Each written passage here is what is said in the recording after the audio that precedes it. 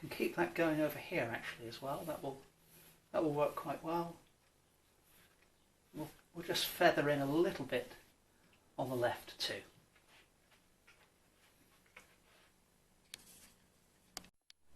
So I'm going to leave the watery areas for a moment. You can see probably on camera the paper is buckling quite a lot. I'm not worried about that. When the paint dries, this paper is really good, this mixed media paper. I'll be able to flatten that out without problem. So what I'm going to do now is I'm going to leave these very distant cliffs as they are, and in fact I may end up doing nothing more to those. We'll see. But I want to work on these two nearer cliff faces. So to begin with, I'm working on this one, and I'm going to come in with a mix of titanium white and yellow ochre. I'm just applying that very thinly over the top of the watercolour marker that was there before. And there is a little bit of blue still in that as well, by the way, a little bit of this blue.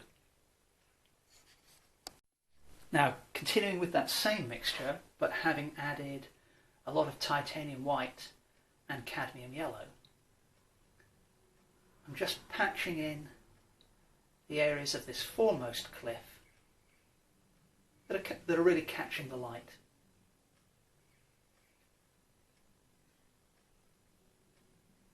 I'm actually going to use just a touch of that same colour up there on the cliff top, and a little pop of colour on the top edge of that cliff and the top of the face there.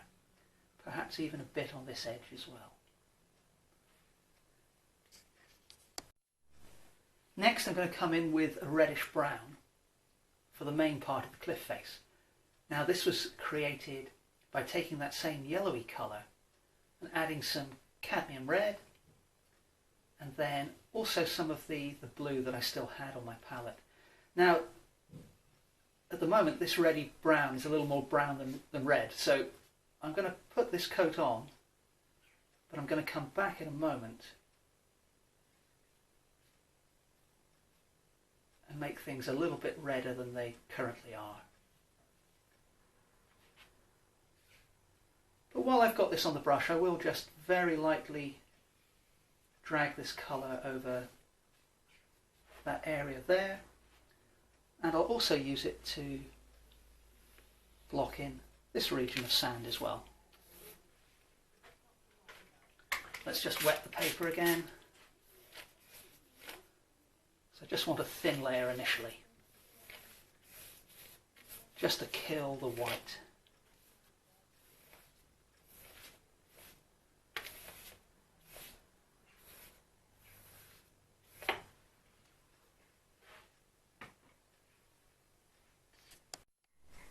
So I've mixed in some more of the red and yellow now.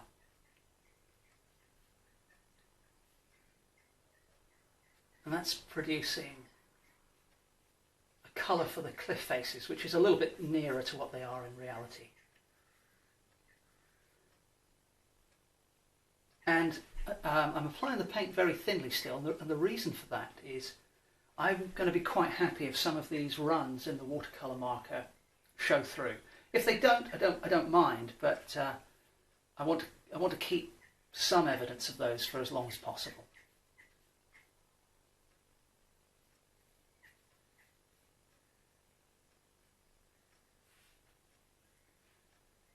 And once again, while I've got that darker colour on the brush,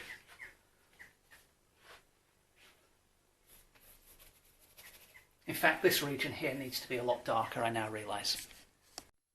So there's now much more of the cad red and the ultramarine blue in this mixture of paint, and I just sprayed this area with water very lightly again, but just to make the paint flow so that I can very quickly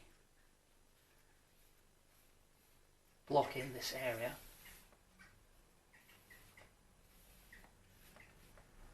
And then all we need to do now is treat the tops of these cliff tops, and then the first layer of paint will be pretty much done, and then I'll leave the painting to dry completely before I continue further. So let's get onto these cliff tops by putting down a thin layer of, that's a little bit thick actually. Let me just dilute the paint a bit. So we'll put down a thin layer of light green. So this is created with cadmium yellow and Silurian blue and titanium white. And while we're up here, let's ruffle the top edge of that cliff, because we've got trees and bushes and things growing up there.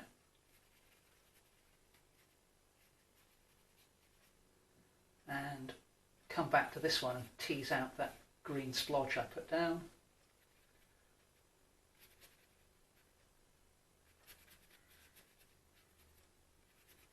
And block in that area too, again with a ruffled top edge.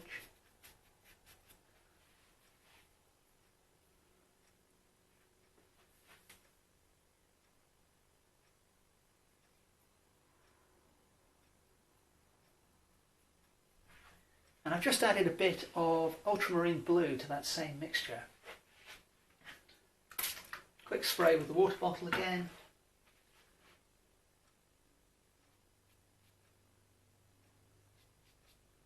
And I'm just going to feather in a little bit of a variation in the green.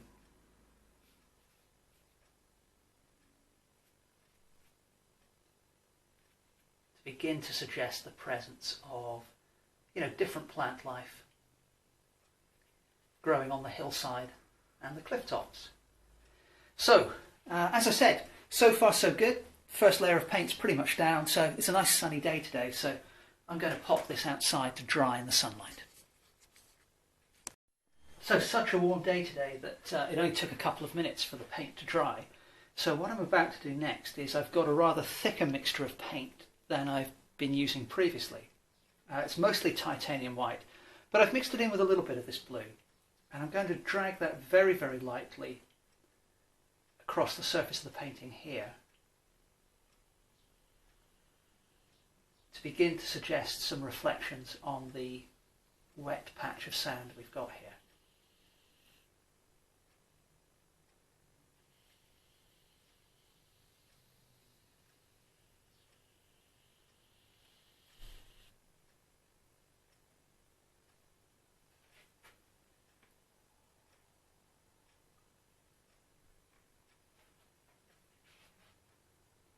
And I'm going to use that same technique over here.